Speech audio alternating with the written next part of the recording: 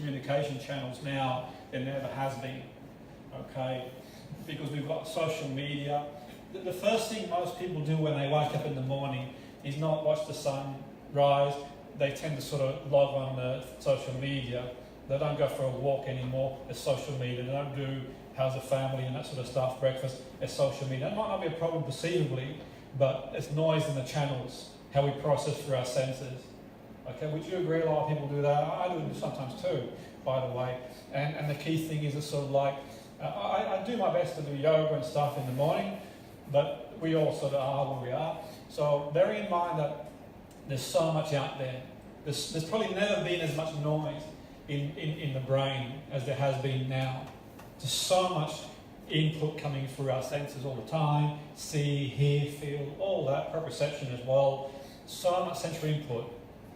Okay, so what's meant to be a useful thing can be sometimes a complex thing because the brain's got enough to process anyway.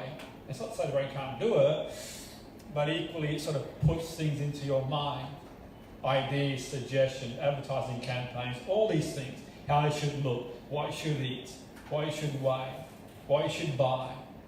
Are you good enough? Are you not good enough? And it kind of compounds what's there and puts little seeds in your head anyway. There's no real respite.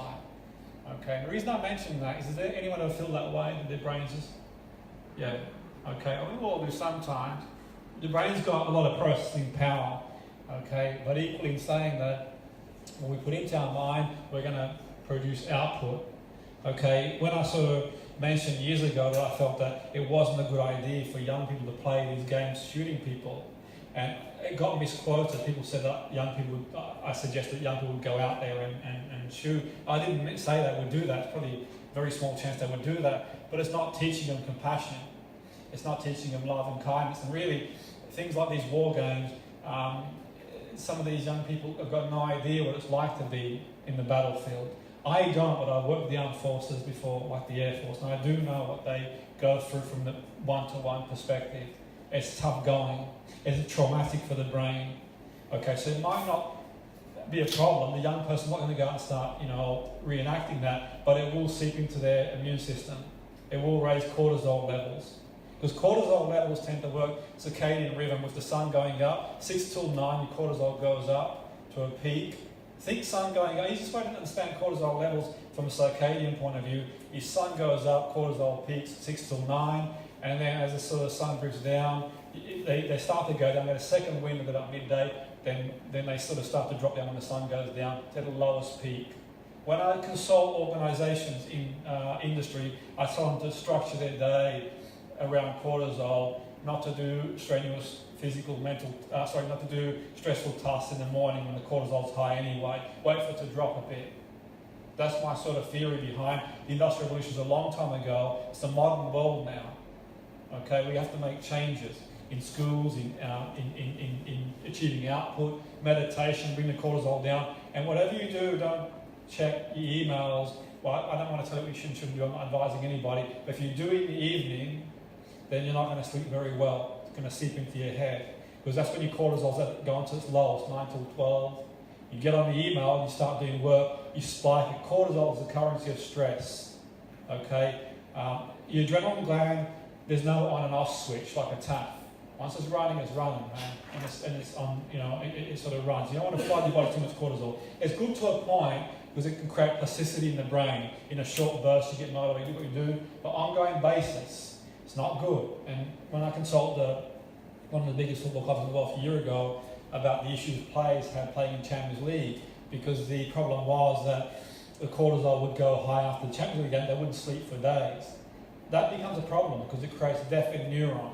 It starts to kill cells in the brain, and really it causes problems. And that's why sometimes you'll find at Christmas time, when people are really stressed, they get colds, flus, infections, because the body's trying to fight with that, and it's the immune system's being compromised to sort of viruses. And that's another story from my day. If you take nothing else away, at least you know that your circadian rhythm is really important, okay? So you might want to structure your day to do certain things in certain times when you're more, not every day, but it's useful to know that, I think anyway. So for sure, if you're going to do a stressful task in the morning, go through the roof.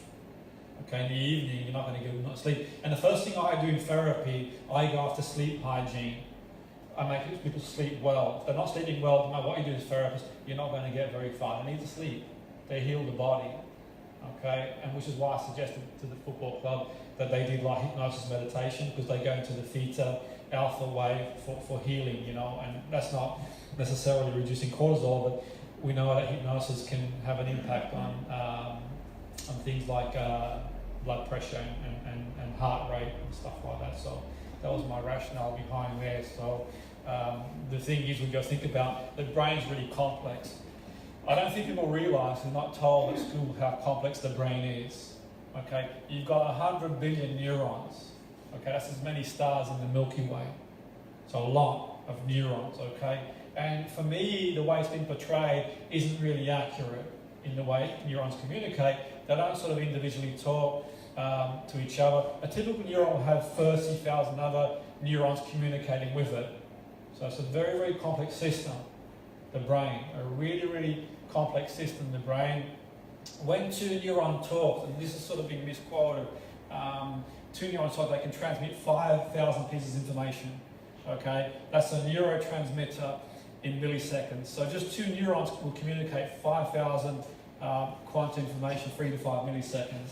The speed, 150 million pieces of information, 3 milliseconds in one neuron. You've got 100 billion neurons. So in one sense, if I was standing here and it was like 30,000 people around me in a theatre, in a concert hall, in a football stadium, a small football stadium, then I could communicate with all 30,000 people to a point. So the brain is complex. There's about 1,000 trillion connections. A very complex system. I'll send you some information have done on the system of the brain. It's quite complex. So we are sculpted by experience as well as genetic too. Because as a baby, you're sort of told what to think, you're told what to believe, you're told what to value. Okay, if you don't sort of believe what I say, think about your beliefs and values now. Where did you get them from? Okay, you would have been told at some point for your journey. And the first year is probably the most significant year, by the way. Why is the first year the most significant year? Because that's when, at birth, you've nearly got 100 billion neurons already anyway. But at birth, you can't really see very well. Okay, you can't do these tasks that you can do. You know, you're looking at your hand, wondering, what's my hand? What's this? You don't even know you're separate to your mum at that point. You get a big awakening when you realise you are. But the point being is that you've got these 100 billion neurons, and you know, you've got a genetic blueprint. We all have. Okay, and that impacts our physiology. You know, your eye colour, your hair colour, for sure. But it also impacts your behaviour too. And I'm more than happy to debate people in an area if they want to, but that's another story for another day about how genes do influence our behaviour. Of course, it's like an heirloom, you know. It's like, you know, what your grandparents ate or grandma ate, it has an impact, the trauma she suffered. It's something like an heirloom. It sort of skips generations, and there are consistencies there. And we know in that first year, it's key. Okay, we know the baby in the first year, and you know, sometimes, for example, I overheard a conversation one time. People were talking about the baby, as you do, and a conversation about letting the baby cry itself to sleep. And it's not my place to say what people should and shouldn't do. And I butted into the conversation. I had no place to butt into the conversation. I don't know why I did, but I did. This was over in the States, actually. There's a couple of people speaking. I was sort of wandering around, as you do on a tour out there, and I was eating and I overheard a conversation. I felt the need to sort of throw my 2 bubbles worth in. I said, well, it's probably not a good idea as far as I can see, because the baby might fall asleep eventually, but it's falling asleep to escape pain. So the baby, when you say the baby, let the baby cry out to sleep, it's going it falls asleep to escape pain. So the baby can't remember. You can't remember things that you've experienced in the first year, maybe the first few years, but they're logged in here. They're in the hippocampus as emotion. They don't go anywhere, and you're wondering why certain things and feel a certain way. So your genes can be influenced by the environment. So you're expressed by the environment. when you sort of are exposed to, because you can take two twins and they've got similar, it's pretty much the same DNA, and one can be in one environment, one the other. Do you think they could be different? So imagine two twins are born to a beautiful, loving family, the best family you could ever wish for. They've chosen their family really, really well. They've got love, they've got kindness, but then they're separated. Okay? One twin is taken away by the local gangster who wants to baby, and the twin is exposed to violence and exposed to really, really bad things, malnourishment, and the other twin's got a loving environment. When the baby cries, it gets hugged, nurtured. Which baby do you think's got a better chance? Well, the one who's got, no, that's not to say it's always going to follow that scientific pathway, but there's a lot of research out there that you've got a much better chance that if you sort of, in a loving environment, because the baby wants love, And still to this day, I see mainstream things, and I don't want to sort of go off on a rant, but, you watch things on TV like there used to be that program, was it the Super Nanny, whatever it's called? You think that reductionist stuff, man, that's so outdated, it really is, in my opinion. And I'm more than happy to debate people on that too. It's 2018, not 1208. Okay? Bethlehem Mental Asylum, they used to call it, back in 1247, man, that's a long time ago.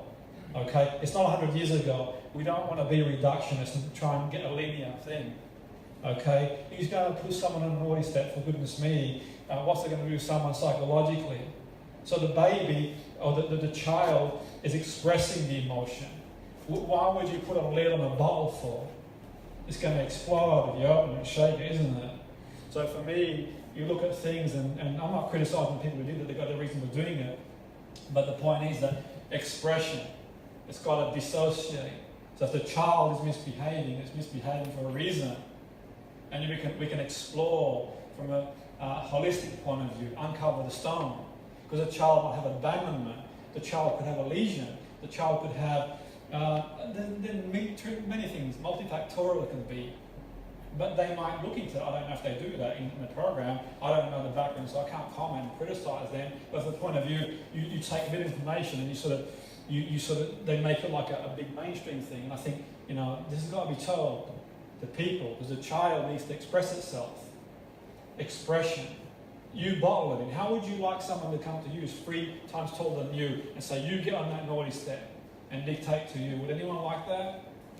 Probably not. Someone twice as big as you hovering over you, no, you're not getting off there. I don't know what you do in practice, and I don't know how you've been influenced. I'm not criticising anybody. I'm just putting it out there. But I don't think people would like that if someone twice as big come up and bellow on you. If you had a really bad day at work, you want to express your emotion. Because a child will come to you because you're like, the ducklings, you see the ducklings, they follow the mum everywhere. Do you know why they follow the mum? Because they've got the best chance to survive, they follow the mum, and they sort of model the mum for survival. If the mum, from the point of view, doesn't nurture the child, you know what happens? It'll follow whatever it can follow. Okay? And learn to behave through that. Then it believes it's not wanted. Okay? There's been experiments, epigenetic, the rat licking experiment, a genetic experiment, you can email you that. I read it on the literature about the rats that were, because in the rat environment, we've got high licking mothers, low licking mothers, and there's a spectrum. The young pups, the young rats that were licked by the mums in the first week showed less aggression even years after. The ones that weren't were far more aggressive than the ones that, okay? I'm not saying as parents you should lick your children, but the point being, that's the equivalent of love. So they need the love, otherwise they're going to get trauma. Okay? They feel trauma, they don't feel wanted, they don't know what they've done wrong. And that's really important to know of, because you're being flooded with all this information about change, about doing mindfulness. Now, I really like mindfulness, it's a great thing, and all these things, but the bottom line is that, okay, there are deeper issues that could be going on here. Because when I used to work in education and care homes, and I introduced mindfulness to a lot of young people because I thought it was really, really good. For some people, I wouldn't introduce. I'd say, well, maybe they need to feel safe.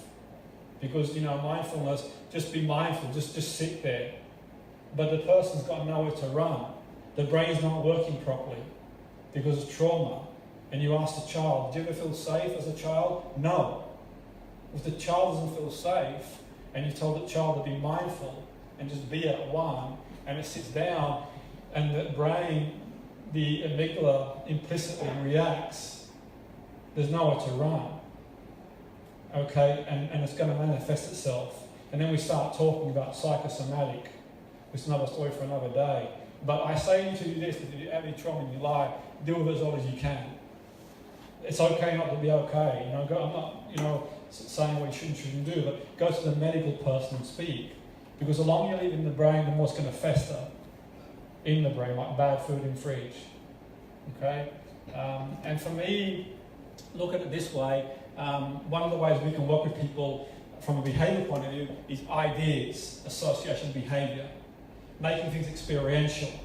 What do I mean by that? Say, for example, the young person sees the uncle smoke, okay, and thinks it's cool. The idea, association, smoking is cool behaviour. Start smoking too. You try to tell a teenager that smoking's bad for you, don't do it. What do you think your response is going to be?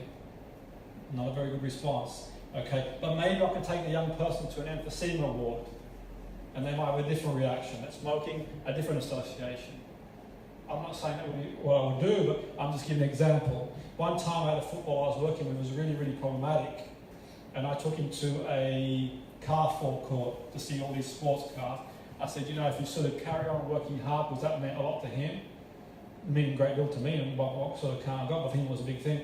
And basically the idea in his head that one day you can drive that if you sort of put your head down and sort yourself out. And I'm not saying it was down to me to be able to change, but it gives you an idea.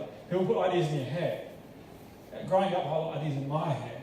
I wasn't academic. I've been to uni now for many years and still going now, but the idea would change. Maybe I can do this. My first day at university, I couldn't spell even the alphabet, but I can now. I've written a number of books now, but I couldn't at times. Too embarrassing. There's old computers that were like huge, like as big as that. I didn't want to tell the teacher. One of the head teacher was a famous coach who trained the best athletes in the world. I didn't want to tell George my issues. I thought I'll keep it quiet. And I stayed on the radar and worked hard and got there. But it's the same. Put ideas in your head. I work on radio now. You probably know. I'm back again. And so I paid for a course one time, a lot of money for a mentor, and she said to me at the end of it, "I don't think you articulate yourself well to be on radio." But I ended up being on radio. I took a show to the highest level, and I'm back again. So they put ideas in your head, and it impacts your behaviour. You associate it. Okay, it happens. As a child, I had severe asthma. Bill Tate said to me, "You can't play sport. You have to give up. There's no point. Stick ideas in your head." And I ended up hiring a coach in the end to help me overcome these barriers. And I had this belief that I could do. So you can see idea, association, behaviour. So for me, it's being experiential. Okay, if we can be experiential, we can create different options, alternatives for people. So for me, it's about creating experiences for people that make change, rather than didactically, sitting there with, step 1, step 2, step 3, being experiential. And I think that's a really, really good way to be, because we're subjected by reality. So there are as many subject realities as there are individuals. You're as unique as your own thumbprint. Okay. One of the ways to initiate change, investigate such views, initiate change through the study of language and communication. Language tells us what's going on at a deeper level. It's what we've got as human beings that's different to many other animals. Okay? Many other animals can't speak, but they can't speak in the way we speak. We've got 200,000 of evolution, and we have cortex, we can speak. The reality is we're 98% DNA, chimpanzee, it's the same. Okay, sequentially we're different, but we are individually anyway. But what's different between us and chimpanzee, that 2%, we can say 10,000 words, they can say 20, 30 words. Okay? And that sort of tells us limitations and how our primal brain is layered, and how we should work primally too, but also tells us too that imagine a species 2% beyond us, what they could do, if we can do so much more. That's reality. Do your research, you can see it. And I suppose, in a way, we live in worrying times, I think. And I believe we'll get through, but think of all the sort of stuff that we've got out there, the modern weapons, the warfare, these people are in charge, and it's pretty scary stuff, thinking, that sort of primal brain has a grasp on all these technologies that we didn't have. And human beings can be quite violent, by the way. Last century was the most violent century a lot of genocide, a lot of horrible things happened last. You know, I want to sound more, but it's the reality. You can't sugarcoat it and be Pollyanna. There's probably 200 million deaths last century. We really want to sort ourselves out and go to that 2% beyond and start having more compassion, empathy, and love. Otherwise, there won't be a species. But that's story for another day. And please don't walk out on me now. I'm going to tell it like it is, as you do.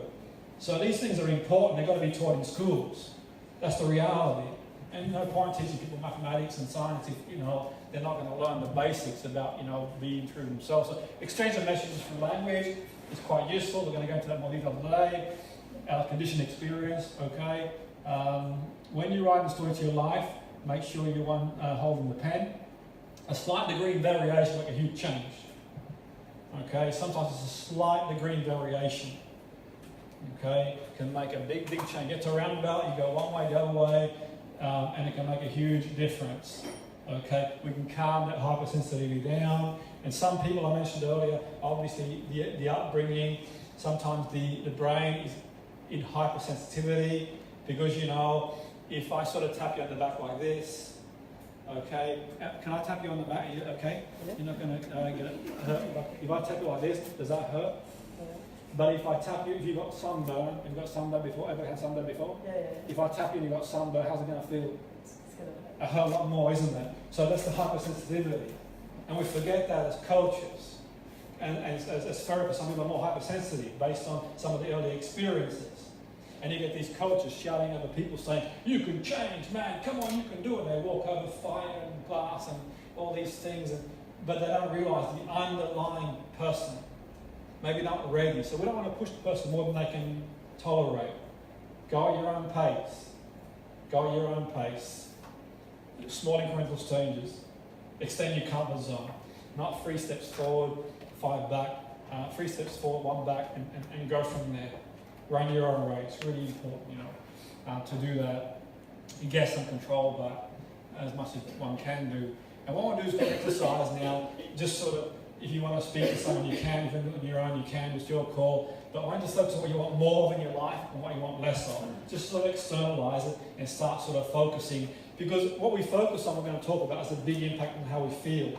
How we feel, what we focus on. I have a friend of mine, to give you an example, who's a Liverpool fan, speaking of Liverpool, and it doesn't matter how well they play, there's always something negative. Seriously, this guy here, you speak to him, it doesn't matter how well they play, he's always focused on the damn negative. They didn't do this well. Imagine could have done that, but they won 4-0, dude. No, they could have done that.